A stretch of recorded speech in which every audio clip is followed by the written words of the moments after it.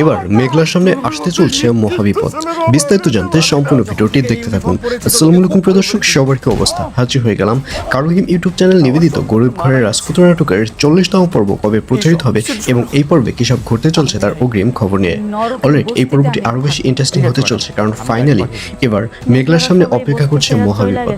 কারণ মেঘলার অফিসে যে মেয়েটিকে জয়েন করিয়েছে মেঘলার পিএস হিসেবে, ওই মেয়েটি মূলত রাতুলি ভাড়া করা একটি মেয়ে, এবং ওই মেয়েটিকে দেখা যাবে মেঘলা কোথায় যাচ্ছে, কি করছে, মেঘলার যে ইম্পর্টেন্ট ফাইলাদি রয়েছে সবকিছুর মেসেজ রাতুলকে A to Z দিবে, যাতে করে এবার মেঘলার অফিসেরও অর্থাৎ শালিমা গ্রুপ অ্যান্ড বিল্ডার্সের অনেক বড় ধস নেমে আসবে আগামী পর্বে।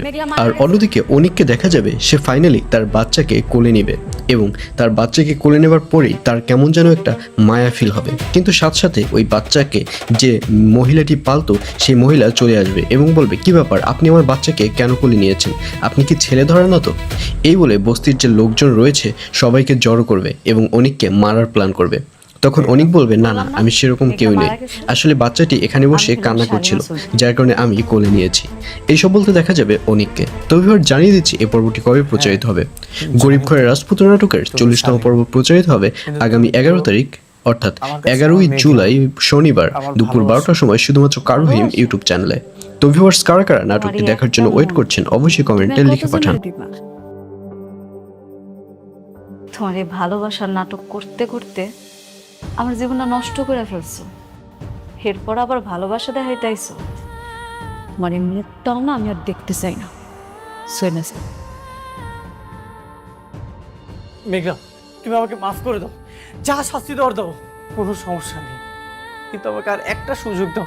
সুযোগ আর পাইবা না তুমি, সুযোগ তোমার অনেক দেয়া হয়েছে, এখন সুযোগ শেষ।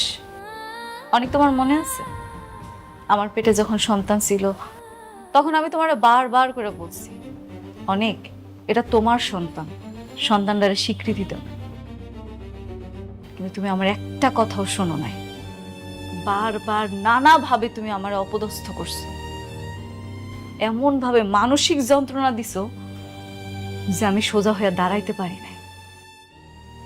আর আজকে তুমি আইছো আমার কাছে মাফ চাইতে, তুমি ভাবলা কি কইরা তুমি আমার কাছে মাফ চাইবা আর আমি খুব সহজে তোমার মাফ করে দিব? মেঘলা, ওই যে বললাম, তোমার যা শাস্তি দেওয়ার তুমি আমাকে দাও, কিন্তু তোমার থেকে দূরে সরাই দিও না। আমি তোমাকে ছাড়া থাকতে পারবো না, আমি তোমার কাছে আজীবন থাকতে চাই।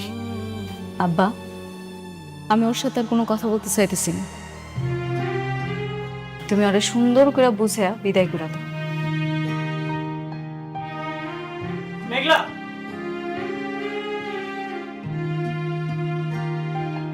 বাবা অনিক, তুমি হনসাও। হ্যাঁ, আমরা এক সময় চাইতাম যে তোমাকে দুজনে মিলমিশ হোক, কিন্তু